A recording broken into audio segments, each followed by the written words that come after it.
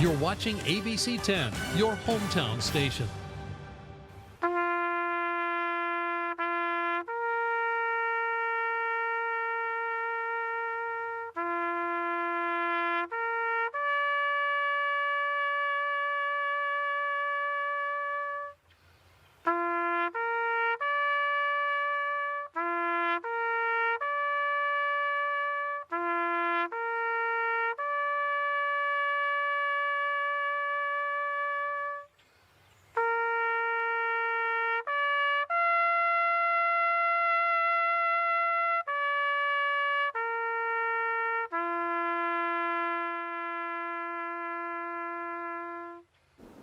Coming up tonight on ABC 10 News, the F-16 pilot who crashed in the UP is identified.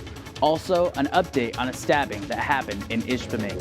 And the latest on the COVID-19 relief bill. Your hometown station, serving the beautiful Upper Peninsula. This is ABC 10 News at 11. I pledge allegiance to the flag of the United States of America and to the republic for which it stands, one nation, under God, indivisible, with liberty and justice for all. Good evening, and thank you for joining us on ABC 10 News, your hometown station. I'm Ronnie Doss, and these are the top stories you need to know about. Earlier today, the Wisconsin Air National Guard's 115th Fighter Wing identified the military pilot who died after his jet crashed in the Upper Peninsula earlier this week. The pilot was Air Force Captain Durwood Jones. The 37-year-old captain is survived by his wife and 2 children. In a press conference this morning, the 115th Fighter Wing commander, Colonel Bart Van Roo, spoke about the impact Captain Jones' death had on the tight-knit group. An exhaustive search that began immediately following the aircraft's disappearance. It is with deep sorrow that we report that the pilot of the downed aircraft lost their life in the crash. Our primary concern and focus right now is for the family of the pilot. The Fighter Wing and the Wisconsin National Guard are deeply saddened by this tragic loss. Our dedication to duty and the training that is required of this job develops a bond that is like no other. The loss of a member like this is a very difficult thing for such a committed group of professionals. Our sadness over this loss will dissipate, but the scar may never heal. Yesterday, I did what every commander prays they never have to do. I was accompanied by our base chaplain as we informed the pilot's spouse and immediate family of the loss of their loved one. An update on a story we brought you earlier this week about 2 men who were stabbed in Ishpeming. The Ishpeming Police Department arrested a 28-year-old man from Gwynn following the incident that occurred in the 700 block of West Empire Street.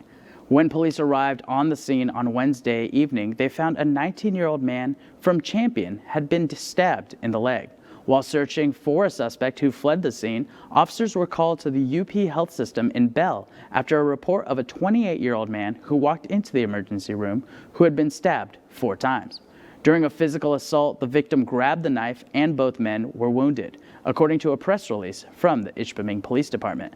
Officers arrested the suspect when he was being released from the hospital on charges of home invasion, domestic violence, and assault to do great bodily harm less than murder. He is currently at the Marquette County Jail, while a warrant on these charges and possible additional charges are going through the Marquette County Prosecutor's Office. Once the charges are authorized, names will be released. It has been more than 4 weeks since the Menominee County Sheriff's Office urged the public to be on the lookout for a missing hunter. In 15 minutes, what started as a fun weekend of deer hunting turned into a desperate search for Vladimir Ivanovich. Recently, scent dogs and kayakers continued the search for the 58-year-old carpenter and father near the campground where he was last seen. After setting up deer camp with 2 members of his family, Vladimir Ivanovich from Chicago headed towards the pay station and outhouses at the Cedar River North State Forest Campground. That was the last time he was seen. After 15 minutes of frantic search by family members for the 58-year-old man who was in a black thermal jacket, gray thermal pants, and Crocs, who only had his wallet, keys, and a headlamp was underway. The Menominee County Sheriff's Department was called to do a grid search and check the riverbank using scent dogs, horses, drones, and a helicopter. Vladimir has been hunting in the Upper Peninsula for over 30 years and was at this particular campsite for the last 14. Authorities believe he may have gotten lost and fallen into the shallow river, but the family says the meticulous carpenter is cautious of rivers. Vladimir is an avid fisherman and hunter who's very experienced in being outdoors and lovingly called the Camp Father for how he would always enforce safety precautions with those around him. Although the area he went missing in does not see much crime, his daughter is worried that this may be a crime and not an accident. Maybe somebody saw, he had Illinois plates, nice trucks were coming up there, maybe just to mug him. He was going to the pay station, most likely with his wallet. COVID left a lot of people without a job. Maybe there has been a spike in crime. There were 2 other missing people within a week. I think only 20 miles. So someone went missing in Iron Mountain, and then another camper went missing in Marinette, only 20 miles from the campsite. So there is some strange activity. Vladimir's Crocs were found 3 days later in an area that was already heavily searched, and were found next to each other, which is very unlikely that they floated together through all the log jams. Tests with other Crocs found that they would not float together in this way. The family thinks they could have also been disposed to throw off the search. The area the shoes were found was south of the campsite, but a Croc shoe print on freshly fallen snow was found north of the campsite, which is where canines have also found a scent trail for Vladimir. The Menominee County Sheriff, Kenny Marks, is hoping the local community can help keep an eye on the river and area near the campground for a body or clothing in the river or near the shore. The family is offering up to $25,000 to find any signs of Vladimir, his belongings, or to pay a ransom so they could see the man who paved the way for the family to be strong. He has 12 godchildren, which is, in our culture, a really big deal because nobody has more than like 2 or 3. He has 12. Loves life, had a lot of plans going forward. Vladimir Ivanovich is 5'11", 195 pounds, with green eyes and gray hair. Vasilica added that campers, hikers, and hunters should be abundantly cautious as they head outdoors, because any possible suspect knew to come out at night and during hunting season when people will tend to have more cash and winter gear that tends to be more expensive. To assist the family in search efforts, contact Ivanovich's daughter at 708-595-9308. To report tips or information on the disappearance of Vladimir Ivanovich, call the Menominee County Sheriff's Office at 906-863-4441. ABC 10's meteorologist Ellie Morrison has your current conditions. Ellie? Tonight we're going to have cloudy skies with lows near 22 degrees in Marquette and a light breeze out of the north. Cloudy tomorrow, a chance of some patchy lake effect snow showers coming off of Lake Superior. 27 degrees for the high temperature, and the winds will pick up out of the northeast at 15 to 20 miles per hour. A major storm system will affect lower Michigan, but the substantial snowfall will stay south of the Mackinac Bridge into northern lower Michigan. Those places are expecting over half a foot of snow. We could see some lake effect snow showers in the UP coming off of Lake Superior. Then some breaks of sunshine expected on Sunday, especially as we go into early next week. Feeling more winter-like with morning lows in the teens, and I'll show you just how cold those daytime highs are going to get into the first half of next week coming up later in the newscast. Looking forward to hearing that. Thanks, Ellie. State officials confirmed more than 426,000 coronavirus cases today. The Michigan Department of Health and Human Services also says more than 10,000 people have died from COVID-19. This is an increase of more than 5,100 cases and 61 deaths since yesterday. Focusing on the Upper Peninsula, where 105 new cases were reported since yesterday. This brings the UP total to more than 13,000 cases and 270 deaths. The largest uptick in cases was in Marquette County, which saw a 19-case increase, followed by Houghton with 15. Congress appears to be making little progress towards agreeing on a coronavirus relief agreement. The momentum behind the COVID-19 relief bill last week seems to be losing steam across party lines today. Senate Majority Leader Mitch McConnell accused Democratic leaders of blocking progress. The fresh uncertainty over negotiations plunged the stock market into the red shortly after he spoke. At stake is unemployment benefits, an eviction moratorium, and crucial aid to local governments that are looking for relief from the social, economic, and physical impacts of COVID-19. Tonight, Congress remains divided on how to distribute funding before lifelines expire at the end of the month. Congressional leaders are stressing the importance of approving a rescue package that prevents 12 million Americans from losing unemployment benefits and stopping families across the country from getting tossed out of their homes. Senator Gary Peters spoke about the importance of COVID-19 relief. We must pass a COVID relief bill. I mean, that's a must pass. So we're going to do everything we can to get that done. And too many people are struggling and hurting right now. We've got to take care of that first. People are struggling. Many folks are finding it difficult to keep food on the table, a roof over their head. We've got high levels of unemployment.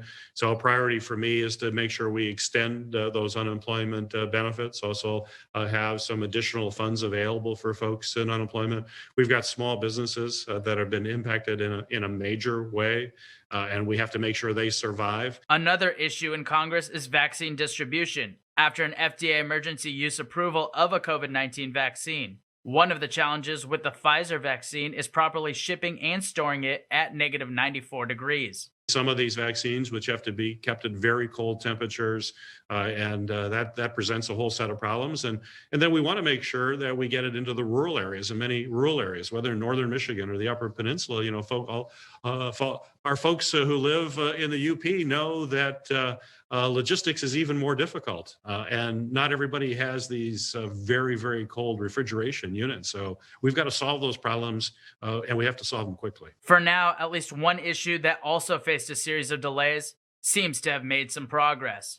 Earlier today, the Senate approved and the President signed a one-week temporary funding measure to keep the government from shutting down at midnight tonight. While this does buy Congress some time for talks, the clock is ticking to help Americans out of work, in the hospital, or wondering what will happen next. While talks are stalled, there is a universal agreement that Congress won't adjourn for the year without passing the long-delayed round of pandemic relief, according to reports from ABC News. Just before broadcast, ABC News also reporting that the Food and Drug Administration authorized the United States' first COVID-19 vaccine. This is a historic moment in a pandemic that has killed over 290,000 people in the United States and nearly 1.6 million people worldwide.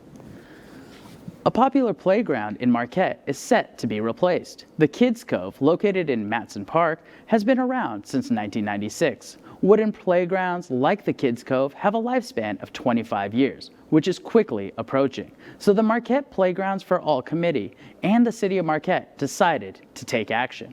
It's really important that that Kids Cove exists. Obviously, it's really popular. It's our most popular playground within the community. So we want to make sure it's there for everyone for years to come. And the replacement, we're shooting for a 30 to 35 year lifespan on the next generation. So we want it to be around for many generations. The new cove will feature state-of-the-art surfacing, which includes ADA accessibility so the entire community can enjoy it. Recently, the City of Marquette was approved for a $300,000 grant through the Michigan Department of Natural Resources. Work is set to begin in 2022. There's a lot more ahead tonight on ABC 10 News. Ellie Morrison is up next with your hometown weather forecast. And later in the show, you can't choose your family, but you can choose to treat them better. ABC 10 News is back after the break.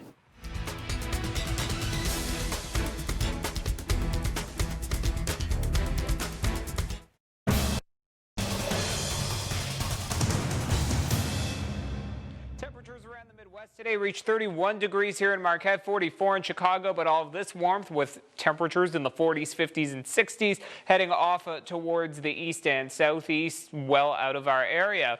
We're going to have these colder temperatures moving in. Today's high in Bismarck was 23 degrees, and with winds becoming out of the northeast tomorrow, out of the northwest on Sunday, that will bring some colder air into our area. Today, highs got up to 31 degrees in Marquette, 35 in Escanaba, also 35 in Iron Mountain, and 34 degrees in Houghton. Today's high temperature, 31 degrees, just slightly above the normal of 27. And our low temperature, we started out at 28 degrees. Our temperatures did not climb much through the afternoon, and that low temperature we had in the early morning substantially above the normal of 12. Our temperatures are heading back closer to normal as we go into the weekend and early next week.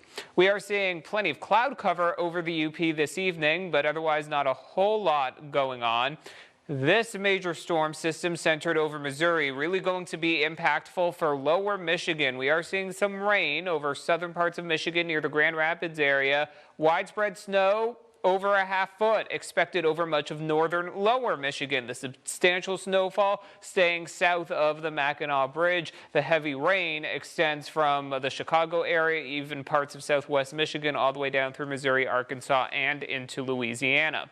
Around here tonight, cloudy skies, 22 degrees overnight in Marquette, 20 in Houghton, 24 in Escanaba, down to 19 in Iron River. For tomorrow, highs upper 20s and lower 30s. About 27 degrees in Marquette, 29 in Baraga, 34 in Manistee. There could be some patchy lake effect snow showers that develop with northeast winds coming off of Lake Superior. So we have cloudy skies tonight. And as we go into tomorrow, that snowfall moving into parts of lower Michigan could be heavy at times in those areas. And we are going to see cloudy skies throughout the UP, but we should see some clearing on Sunday, giving way to some breaks of sunshine. Future snowfall here just showing us the potential of any lake effect snow showers into Saturday. And you'll notice not a whole lot over the UP. We're staying into these light shades of blue, maybe an inch in some spots, where we're seeing the yellow and orange colors over northern lower Michigan. That's where they're expecting over a half foot of snow around the Alpena area, back down towards Houghton Lake as well. So as we take a look at our extended forecast, not a lot of active weather. There could be some patchy snow showers tomorrow, highs near 29 degrees, a mix of sun and clouds on Sunday, 30 by the lakeshore in Marquette County, becoming colder Monday and Tuesday. Early next week, we'll be waking up to morning temperatures in the teens for most areas, and highs near 24 degrees for Monday, 25 on Tuesday. 27 degrees for interior parts of Marquette County tomorrow. Chance of some patchy snow showers, a mix of sun and clouds Sunday. Highs near 28 degrees, 22 on Monday, maybe a chance of some flurries. And on Tuesday, 23 degrees, but we'll be starting off with morning temperatures in the teens, so some much colder air moving in early next week. In Houghton, 27 degrees with a chance of some patchy snow showers tomorrow. Partly cloudy as we go into Sunday. Highs near 29 degrees. 20 on Monday, so some much colder air in the forecast for early next week. 30 degrees in Iron Mountain tomorrow. Chance of patchy snow showers. Partly cloudy Sunday. Highs near 30 degrees. 24 for Monday and Tuesday with mostly cloudy skies, but we're going to be starting off those mornings with some very cold temperatures, close to normal for this time of year, but much colder than what we've had recently. In Escanaba, 33 degrees tomorrow. There is a chance that that storm system affecting lower Michigan could bring just a dusting of some light snow by the Lake Michigan shoreline. Sunday looking drier and a little brighter, partly cloudy, highs near 32 degrees, but becoming colder Monday and Tuesday with highs in the middle to upper 20s. Thanks, Ellie. There's still more ahead tonight on ABC 10 News. Up next is sports with Connor Sturgill. Thanks, Ronnie. Coming up, we got Week 14 of the NFL, and that means more predictions. That story and more is next in sports. But first, let's take a look at tonight's winning lottery numbers. Back with more in a moment here on ABC 10 News at 11.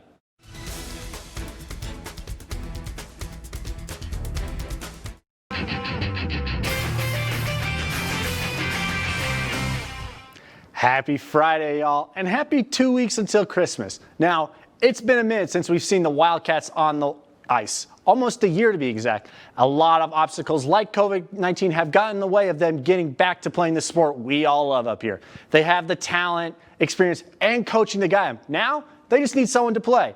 And they found someone for next week. Northern Michigan, along with WCHA and Ferris State University, have agreed on a non-conference hockey series. The Wildcats will host the first game of the series on Wednesday, December 16th at 6 p.m. And then we'll make a trip to Ferris State for the second game on Wednesday, December 30th at 3 p.m. During that 14-day gap, though, Northern will play their rival, Michigan Tech, on December 18th and 19th. Then they kick off the 2021 season. The Wildcats will face Minnesota State University Mankato January 2nd and 3rd, which was originally scheduled for January 1st and 2nd. Before all this, though, the Wildcats were set to battle Lake Superior State to start the season, but that got canceled due to COVID-19. Now, we're just going to have to wait and see and hope both teams can stay safe, COVID-free, and healthy in order to get this hockey season really underway.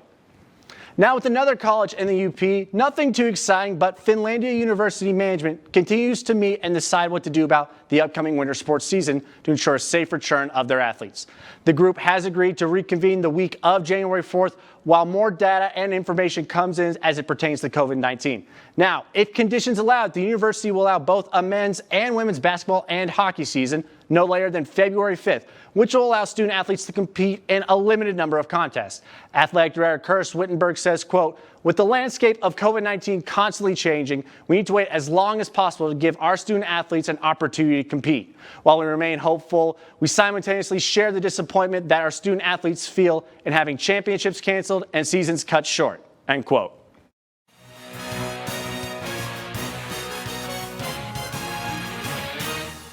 It's that time of week again, everyone. Time for my weekend picks for the NFC North. Now, if you have subtitles on right about here, the screen will read perfect, but that's because it auto-corrected, because it should spell out C-O-N-N-O-R. Because, well, if we take a look at my record, I got every single game right. Now, I didn't quite get the scores right, but we had to leave a little room for improvement, right? So let's head into this week's picks as I shoot for 6-0. And we're going to start off like we did last week with the Minnesota Vikings. And boy, did they almost ruin my perfect week early by getting pushed by the now 1-11 Jaguars. Cousins threw a pick six, and Dalvin Cook had a goal line fumble that kept the Jags in. Now, it doesn't get any easier for them as they're going to take on Tom Brady and the Bucs, who have the best run defense in the league, and they're going into it without star linebacker Eric Kendricks. The Vikings defense hasn't exactly been as tough in years past, and without Kendricks in the middle giving out play calls and Brady under center, well, it's not going to end well for the Vikings. And the Bucs, well, they'll sink their playoff ship as they fall 21-34. And next up, we have the Bears hosting the Houston Texans. Now, the Bears did prove me wrong by putting up an impressive number of points and the offense not looking totally inept, but this is going to be a battle of the quarterbacks. And if that's the case, give me Deshaun Watson over Mitchell Trubisky any day. And Bears fans might be saying that too.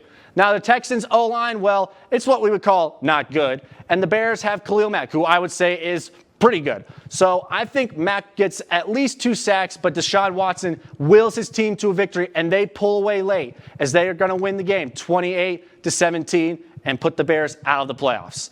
And finally, we have another division throwdown as the Packers travel to Ford Field to take on the Detroit Lions. The Lions do look like they have some new life in them with interim head coach Darrell Bevell, but they are missing their top corner, Jeff Okudah, and the top receiver in Kenny Golladay. The Packers, meanwhile, are coming off one of their better defensive performances by racking up 5 sacks and a turnover in their game against the Eagles. Now, these division games always have a little bit of a different feel to them, but the Packers hung 42 on the Lions last time they met. And while I do think the Lions are going to perform a little bit better this time around, it still won't be enough. I do think that come halftime, it will be a little bit closer than all of us are expecting. But I do think the Packers make appropriate halftime adjustments, and those injuries to some of those key players on the Lions catch up to them. And the Packers secure the win and the division with a 36-24 victory.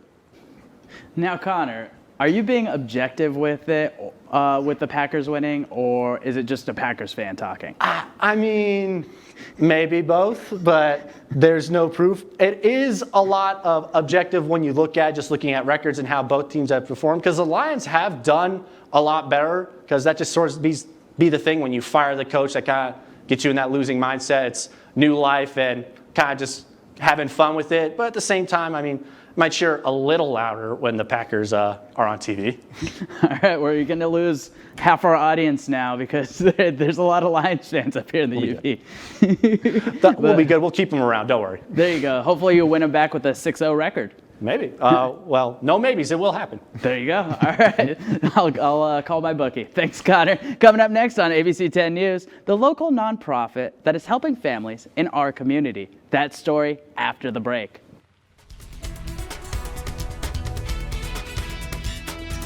Welcome back. Teaching Family Homes of Michigan has remained open during every setback COVID has thrown at them. The nonprofit provides homes as well as support for children and families with behavioral issues or those who need help mending family bonds. The community is providing additional help as the emergency orders are extended and the stress of the holidays approaches. Well, one of the things that you've noticed throughout this is family ties have been so important. Family is the thing that keeps people grounded. If you don't have a family, you're just wafting off into space. Having a family that keeps you together and gives you a reference point gives you a set of skills to deal with problems like a pandemic. Teaching Family Homes remains open to help those in need, but it also is looking for community support to continue with their mission. If you would like to help, you can find a link on our website. For the latest news, weather, and sports, check out our website, abc10up.com. Thank you for joining us tonight on ABC 10 News. Keep it here for Jimmy Kimmel Live with special guests President Barack Obama and the always timely Matt Damon, along with musical guest, the Zach Brown Band. I'm Ronnie Doss, reminding you to have fun, be safe, and enjoy a wonderful evening.